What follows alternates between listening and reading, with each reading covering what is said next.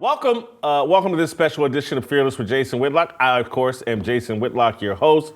We are joined for this discussion by a dear friend right here in the state of Tennessee, Lucas Botkin, founder of T.REX ARMS. You guys have seen the video of me out at their facilities getting my first guns. They hooked me up.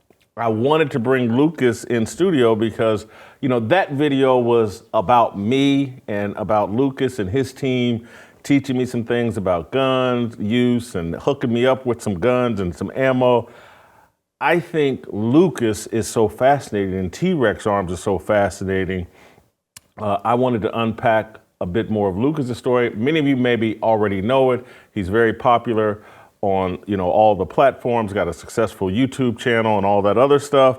But for our audience, I wanted to go a little bit more in depth with Lucas and unpack his story because he's going to be a part of Roll Call because we're going to talk about entrepreneurship and the importance of entrepreneurship. And Lucas is one of the best young entrepreneurs in all of America and has built a work environment where you can actually be a Christian. And we need to do more of that. So Lucas Botkin, welcome to Fearless. Glad you drove up and made the trip. Yeah, thanks for having me. Appreciate it. So Lucas, and I know many people know your story, but I do want you to unpack your story for my audience that may be a tiny bit unfamiliar. You're just a kid growing up in Tennessee that has an interest in gun holsters, or what? Walk us through the early stages of T.REX. Yeah. So I'll say the R-rated story, but the R-rated story was I was a very lazy young teenage guy here in America, similar to many kids out there these days. And when I was 19, I was starting to get a little older, and I was a little nervous. I don't know what I want to do with my life. I'm a volunteer firefighter. I was kind of doing some of that. I was very interested in the medical side, but I still didn't really know what I wanted to do. I didn't have any job aspirations. I wasn't particularly raised in a household that encouraged people to go out and get high-paying, big jobs or careers, things like that. So I didn't have a lot of idea for what I should do or what I needed to do. And I started making holsters because I like making stuff. I always liked making stuff. So I was making these little things out of this plastic called Kydex. And my parents said, hey, why don't you sell some on eBay? So because of them, they encouraged me to try to sell some stuff online. So I put like 6 or 8 of them on eBay, and they sold. And I went, oh, I can make a thing and people will buy it. That's fascinating. I think that was the first time that it ever happened. And then I immediately went to, I'm going to start a company. I'm going to make this a thing. This is maybe going to be my job, and I'm going to make this happen. So I had about 1,000. At age 19. At this point, I was 20. I started dabbling at 19. I was 20 when I started the company. But I started doing market research. I figured out how to get a website built. I had a friend in church who could help me with that. I paid $400 for the theme. I had $1,000 to start. I had some money I inherited from one of my grandparents who passed. I think I had like $2,000 in the bank or something. I didn't know what to do with it. But I ended up spending... That's a huge inheritance. So this is, $2,000. This is where your white privilege probably kicks in. Exactly, yeah. Exactly. Yeah, it all comes in. And then the government probably took 40% of it. Probably is what happened. But so I have the $1,000. I go and I get the website started. I get the material. And I use Instagram because I realized that's a platform I can market on. I know it. I've been on it. There's very few gun industry companies on there. So I focused on Instagram, had a little iPod Touch that I would take pictures with. I didn't even have a cell phone at the time. And just started selling stuff. Used PayPal, used a WordPress website. And within, I think it was 3 months, I had to hire my first contractor to come help because there was just too much work and I was trying to delegate. And then the company kind of took off about 1.5 years after that. We started to get employees. We had a product that other companies didn't have. They didn't have as good of a product, in my opinion, at the time. And so we had something people wanted. We were able to produce it. And then it's kind of blew up from there. So go back a little further in terms of your parents. Your dad's a minister. Where are you growing up in Tennessee? Are you living in some palatial estate? And didn't they send you to some Ivy League college? Yeah, Harvard, no, foreign, no. Yeah, so my family, I grew up in New Zealand, born in West Virginia. My family moved to New Zealand. My dad did some political stuff, and then he was more involved in the church when we came back to the States. Our family never had money. We never had a lot of money. I never saw money. In fact, we were so frugal that at times that has actually held the company back, some of our frugality and decision making, because we're penny pinchers. We don't want to spend money on certain things that we actually probably should have a few years ago. And so that's actually come back to bite us a little bit, and we're having to learn how to not be frugal at all times in certain cases where we need to buy efficiency. But didn't grow up with money, which I'm thankful for. My wife and I, it's something we talk about all the time. How are we going to raise our kids? Because we have some money now, my wife and I, but how do we raise our kids in a healthy environment around money, around a strong economy of our household, to a point where they're not going to be spoiled, because I don't want my kids to be spoiled from having money. So I didn't have money growing up, which I was thankful for. Can I ask you this, and I'm sorry for interrupting. No, you're fine. I want the audience to get a full picture. I think this is important because there are people out there they got young kids, or a young person will see this. And so I tell people all the time on this show, me and my dad in 1984 lived in a 1-bedroom, 400 square foot apartment. My dad probably in 1984, I think made around $15,000. Mm-hmm. And so I share that to try to let kids know, don't get caught up in, you don't have to have everything. You just started a business with $1,000. And so I just want a little bit more detail about, you got brothers and sisters. How big is the home you guys are living in? And when you say frugal, it's like, are you guys shopping at Aldi's and cooking a pot of beans and everybody's eating on it for a week? So I'll put it this way. So I never had my own bedroom growing up. I always shared with 2 brothers, sometimes 3. I have 6 siblings, so big family. The house we lived in before I moved out was a 2-bedroom. So my 2 sisters are in one room, 3 of us boys are in the other, and then my parents have a room, and that's how big our house was. In the most recent house that I lived in before moving out, we had a 15-passenger van. That was our car. We didn't have a bunch of cars. And how much money my dad made? I mean, he's a minister, and he wasn't paid a salary until... Don't need that detail. Yeah, but so there was no money, not really. And we lived very frugally, to the point, I'll tell a story. I remember in New Zealand, I found a $1 coin on the beach. In New Zealand, they have dollar coins, $2 coins. It's fun. And I was probably 10 years old. And I had this coin, and my family, they were like, "Oh, that's cool. You have $1 or $2. You need to take care of it. What are you going to do with it?" Well, I ended up going and buying a soda with it because that's what I wanted. And my family kind of scolded me a little bit for, using my money in not a good way. So that was my experience growing up with money when I was young. And so now I'm having to relearn some things and figure out, how to You use were money. homeschooled as well. Homeschooled, yep. Never went to the school system. I don't even have a GED. I've got no degrees, except for I had a firefighter degree at one point because I had to take the course. And then I have my carry permit. And I think those are the only papers I have. You told me something interesting, that being homeschooled taught you how to figure things out for yourself. Yeah, so probably as far as like privilege goes, the privilege that I had living in the house that I lived in was my parents cared enough about us that they wanted to school us themselves.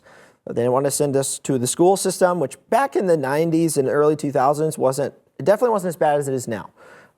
Things are definitely very different now than they were back then. But they wanted to homeschool us. They wanted to show us, Dad worked a lot with my older brothers. There's a 10-year gap, or my 2 older brothers is 12 years and 10 years older than I. So they actually worked with him in some of the jobs and stuff that he was doing. Now, I didn't get that because I was way younger, but they taught us homeschooling. And the most important thing they pushed was you can teach yourself anything.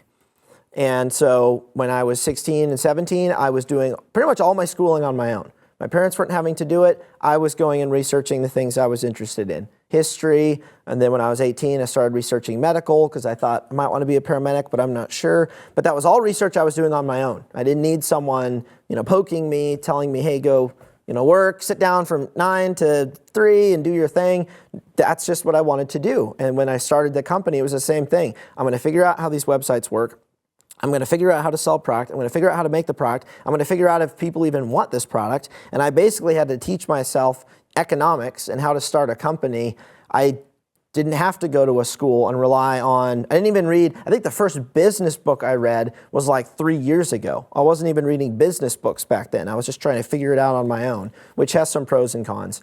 But that was probably the most important thing I learned from my parents was, hey, you can teach yourself anything, almost anything. Heart surgery might be different. But you can teach yourself pretty much anything if you have discipline and motivation and you have some initiative and ingenuity in going out and trying to figure it out. Do you think of yourself, and again, let me phrase it in a way you can answer, but I'm not going to ask the question properly, but answer it properly. Yeah. Answer it in the spirit that it's at. Do you think of yourself as a genius? No. No. Have you ever had your IQ tested? No.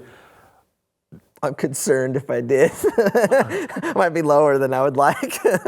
And because I want people to understand, because I graduated high school, I think, with like a 2.8 GPA. I graduated college with a 2.3 GPA. I'm just not very smart as it relates to that. Sure, yeah. But there's a set of values I have that work in this society the way it used to be rigged. Now they're trying to take that all away, but it's just almost like, if you'll show up on time, if you'll be reliable, if you're in some sort of, and again, you ain't even got to be in the greatest health, look at me, but if you're healthy enough where you can show up to work every day, man, the things you can achieve, and if you're willing to avoid these banana pills that they just throw out there, hey, smoke some drugs or get hooked on, become a drug addict or alcoholic, or lose yourself in pornography. All these banana pills that if you can just avoid them, then you have a great shot at accomplishing something great. That's what I see in T.REX Arms in your story. Well, and it's funny you bring that up, because there are times where I step back and I go, my wife and I are currently working on another business that we'd like to start. And I've had to step back and go, okay, am I actually an entrepreneur? Like, can I go and do serial, like start lots of businesses? Or was T.REX kind of a lucky, it's the business that I started, it's all I'm gonna ever have, Am I actually a genius at starting businesses? And the funny thing is, I don't think it takes a high amount of intellect to go out and start a company. It really only takes one thing that I feel like our country has been starting to lose, I mean, for the last couple decades, but it's really ramping up with Gen Z, and that is a very low work ethic. Even if you just have a solid work ethic, I want to work, working's good, working's noble, working's needed to build the country, and you work at a McDonald's, you can still work up to a point to be a manager, and you don't have to be the smartest person ever. And then it may transition to, hey, I'm able to run this McDonald's franchise just fine. I now want to go start my own company, or I'm happy doing this management job, maybe transition to managing a larger business. You don't have to have this super high IQ. I don't even know what a high IQ is, 160 or 80, I don't know. I don't even know. You don't need that. All you need is work ethic and the discipline to stick to it, and that is where a lot of people are held down at their jobs, not making a lot of money, not getting raises. Then the taxes go up, the economy gets bad.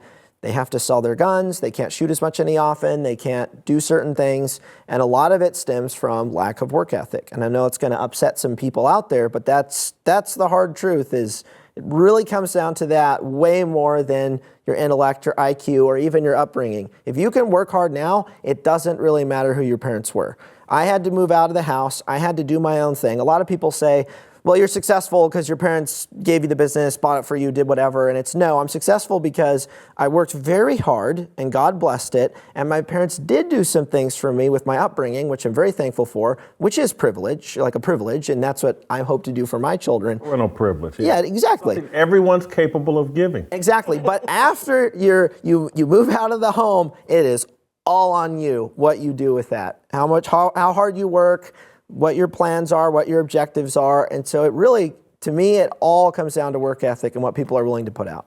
So give me 1 second, because I want to transition back to the success of your company. And you kind of left off like, hey, 3 or 4 months, things started taking off, and I had to, but give me 1 second, I want to take care of one of our great sponsors, Cozy Earth. Save up to 35% on Cozy Earth loungewear, pajamas, bedding, bath towels, and more. Fall in love with everyday luxury at Cozy Earth. Go to CozyEarth.com and enter my promo code FEARLESS at checkout for up to 35% off. That's CozyEarth.com, promo code FEARLESS. Lucas, so we kind of left off with your narrative of after about a year, you guys start having real success. Walk us through the kind of success that you guys, because now you got like 100 employees now. Anyway, walk us through a bit of that journey of moving into success, and then how do you handle that as a young person? You're just 30 years old, right? Correct. Yep. Yeah. And so this has been a 10-year journey that elevated very quickly. Yes. 1 year in. So this is a 21, 22-year-old dealing with starting to have money, starting to have people depend on you. How did you handle and manage all of that? So what was very helpful early on, so this was a year and a half in, I had one of my older brothers working for me, is really what it was, and a friend, and they said, hey, what if we partnered with you and came on board as business partners? And one of them could handle accounting, because I did not want to handle CFO accounting stuff. That is not something I'm that interested in. The other one was much more oriented to the production process, which I had done, but I wanted to get away from and focus on the brand, marketing, and products and stuff. So they came on board and we were able to delegate. So the first piece of advice I would give anyone if they're in this position is delegate as much as you can so you can focus on what you're good at or what you want to do, but really what you're good at. So early on I was able to delegate, so I didn't have to do everything, because that is typically a reason why a lot of businesses aren't able to start up or get successful is the founder or the owner wants to keep their hands in everything and be involved. And there's a limit to what you can do in a day. You can't do it all. And if you need to focus on the vision of the company or the direction of the company or even just the products, the high quality nature of the products or the testing of the products, you can't do everything else. You have to find the right people. So you have to surround yourself with the right people. So I was very fortunate to have some really good people at the church, and people that I knew were able to come in, were able to start working, free me up so I could go and do other things. That was extremely important. Probably the biggest challenge for me was the fame that came with the position. Because I am an outspoken individual. We utilize a personality-based marketing model for T.REX ARMS. And for the last 10 years, I've been the face. I'm the founder, I'm the face, I'm the guy that runs around and shoots the guns, goes and trains people. I go to events, I do podcast interviews and stuff. And there's a lot of pros that come with that, and there's a lot of cons. There's a lot of people that are constantly looking at your life through a microscope, doxing where you live, making up stories about you. I've had character assassination attempts with videos, with faked text messages all blurred out and just weird stuff. So early on, what was hard for me was realizing that the firearms community is not all conservative. They're not all Christian. They're not all Republican. They're not all pro-2A even. There are people in it just for the money, just for the business aspect, or they don't know. They don't have principles. They don't know what they are. They haven't sat down and actually thought about what lines in the sand they're willing to draw, what convictions they actually have. And whenever push came to shove with our company, because we are very principle-based, we have convictions, I'll draw a line in the sand quicker than, probably anyone I know. I'll just immediately, hey, I'm over here, where are you at? And I realized early on that a lot of companies were not on the same trajectory as our company. And there was a lot of clashing with other companies, other influencers, other individuals. And I'm young, at the time, I think I was 24, 25, and this really started happening. And that was very hard for me, but the success was also happening underneath. So I had the fame of people telling me, that I'm the greatest thing ever, I'm the best representative, I'm the, whatever it happens to be. And so you're having to manage that very high amount of praise with also a very high amount of criticism. And it's taken me years to figure out how to, handle it, not get too cynical, because that is something that happens to a lot of people who get a lot of praise. Eventually, it doesn't mean anything to them. Or being too overly defensive with the people who are criticizing them, who maybe it is constructive criticism, and you have to look at that. So, and I'm still figuring it out. I don't have it all figured out. But in the last 10 years, what I have seen is a number of content creators who've gone through some of the same, they've had some of the same experiences that I've had. And this is probably the best advice I'll give this entire show. The most important thing you can do is watch other people in your same space and look for the ones who are making bad mistakes or the ones who crash and burn. Analyze why they crashed and burned, and then do the opposite. And that is essentially what I did for years, is I would see a content creator get famous, it got to their head, they started taking advantage of people or misusing their fame, and I would look at that and go, yeah, I'm not doing any of those things over there because it didn't work for him. And then I would move over, and then another person would start doing something bad. And that was very helpful for me, was being able to see some content creators or some people starting to get some fame in our space go through that at the same time as me and crash and burn because they didn't have conviction, they didn't have values, they made poor business decisions and who they aligned with, or some of their content was just really trashy. And I was able to see that happen and steer away from it. I wasn't going that direction anyway, but it helped kind of validate, hey, the direction we're going is the right direction. This will keep us, to a very high level as far as, trustworthiness of a brand or myself as a person. So I know it's kind of a rabbit trail, but probably the most difficult thing for me, and it is a full-time job. I don't think people realize that. Like being a public-facing, person who's in the public eye, thanks to the internet, and having to manage these stressors, both the good and the bad coming in, is a full-time job to keep you from crumbling, which you've all seen celebrities do. We've all seen celebrities crumble and change their personality because it gets to their head or whatever. And I think I've stayed pretty consistent to where besides maturing, I've stayed very consistent to who I am. I don't think I'm God's gift to the gun industry or whatever, like some people think. But it is a full-time job to stay very balanced at being able to handle all the positivity that you get and also be able to handle all the criticism that's coming in. And that's, I could give whole lectures on that probably because there's a lot of stuff to unpack there, but it's very difficult nowadays. Some of that grounding, I'm speculating here, you correct me, probably comes from when did you get married and taking on the responsibility of a wife and kids. That probably helps keep you grounded 100%. In reality. Yes. So that was only 2.5 years ago that I got married. So it was actually later in the process. Now, it has helped a lot with some of the larger, bigger, more challenging things that have happened recently. But I was having to go through all that single, in my own house by myself, which made it even worse. I didn't necessarily have a lot of, really close friends or a wife to support me. I highly recommend, get married and to a good woman who could support you in things like this. But I also definitely was not ready to get married back then. I'm glad I didn't try to get married when I was 25. I had a lot of maturing to do. But yes, being married now definitely helps with all sorts of stuff that happens on the internet. So go back to like when you're starting out, were you purposeful in terms of like these, particularly the initial ground floor people that you partnered with, were you purposeful in like, they got to match my values. We got to be on the same page value-wise. How important was that? It was very important, I will say, and this is something that a lot of people don't understand. There are a lot of large companies out there that start not with their full evolved mission and vision at the beginning. Because usually you don't know. I mean, there's some large companies, like I think Microsoft was one of those. There's a few companies that started because the guy wanted to sell a thing. And then as time went on, the mission evolved and the ideas evolved. So for me, I didn't have a huge, grand vision for what T.REX should be when I started. It did have to evolve for a few years.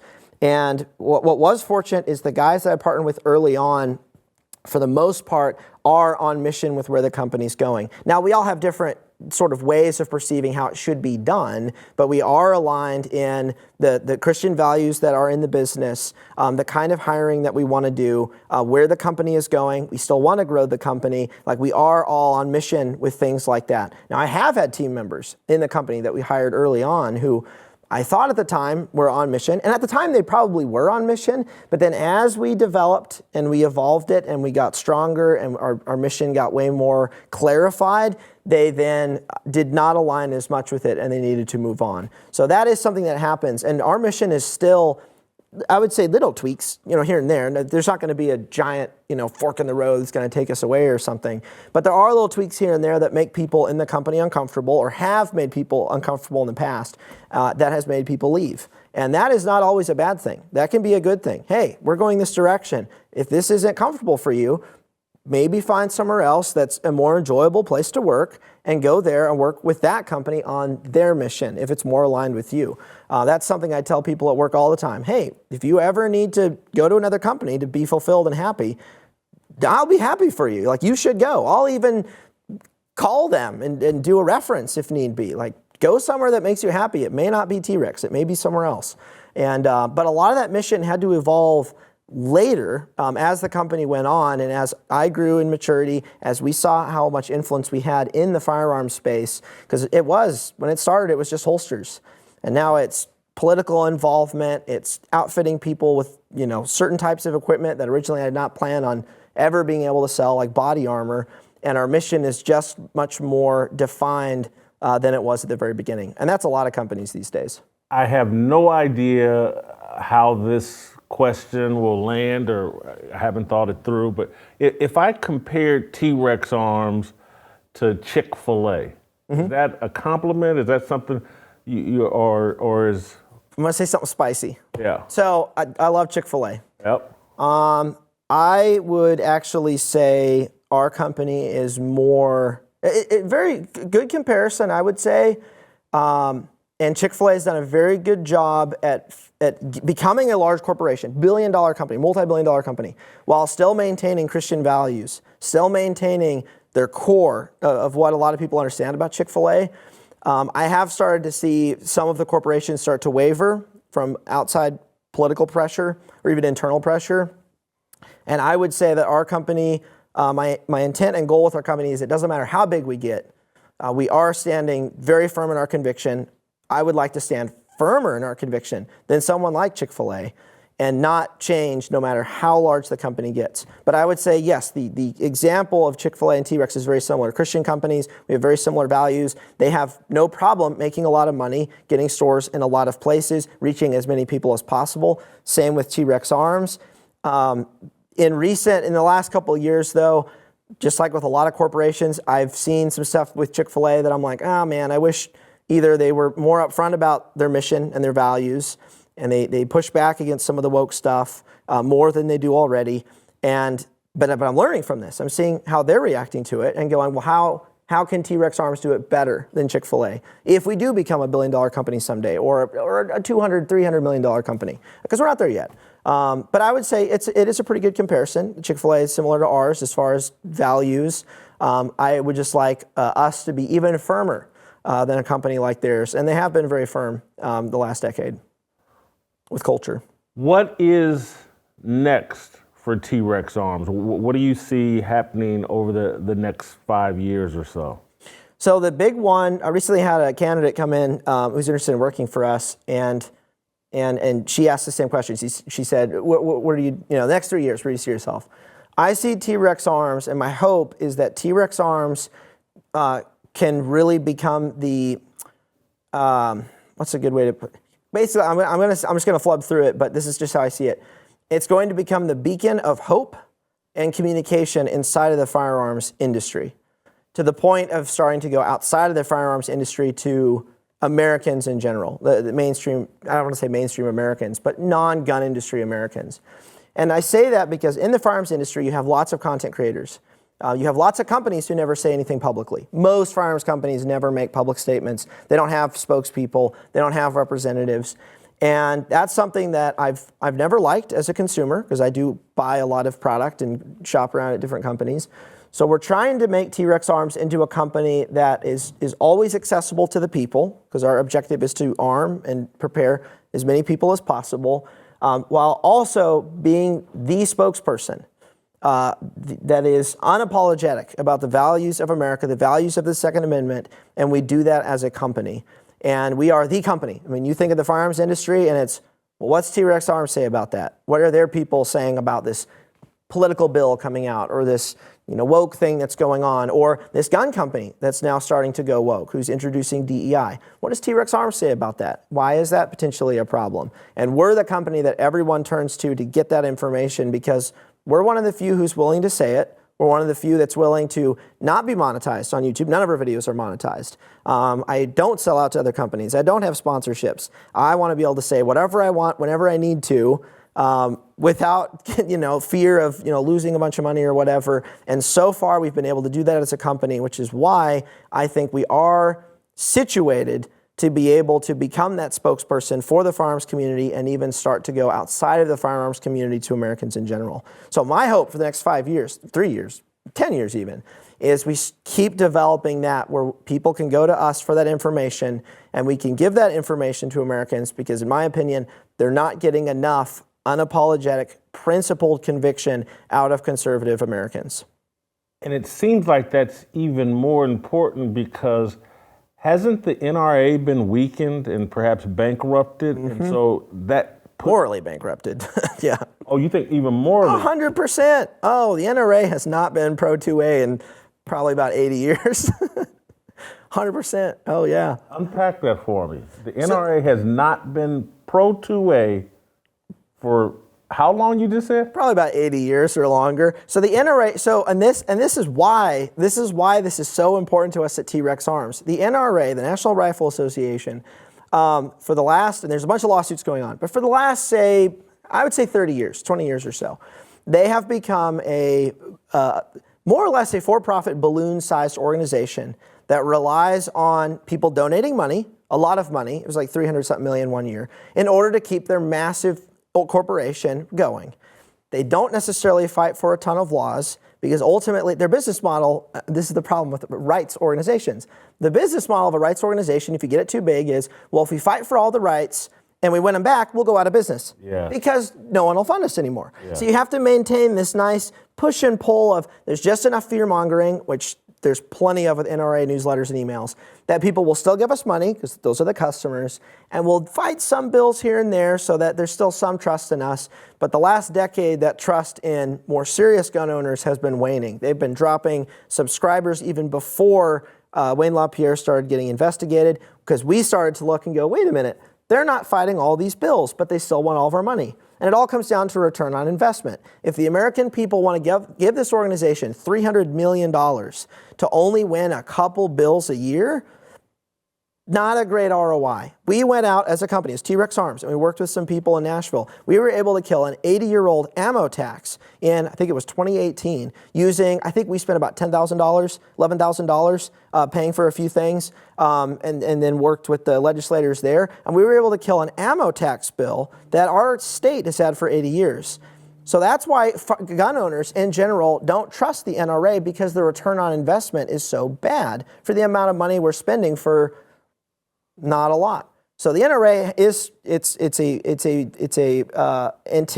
very antiquified, that's the right word, rights organization. And in my opinion, and this is my spicy opinion, any rights organization, a nonprofit, rights organization of some sort, needs to have their strategy be, we're going to fight for the rights so hard that we can go out of business. We don't have to be around anymore. We can keep 2 people on staff to have our systems ready to get switched back on if we need to, but we're happy to put ourselves out of business because our goal is so great that it exceeds our salaries, our paychecks, our lavish dinners, our expensive suits, our expensive houses, because we're a rights organization fighting for the people, not just for ourselves.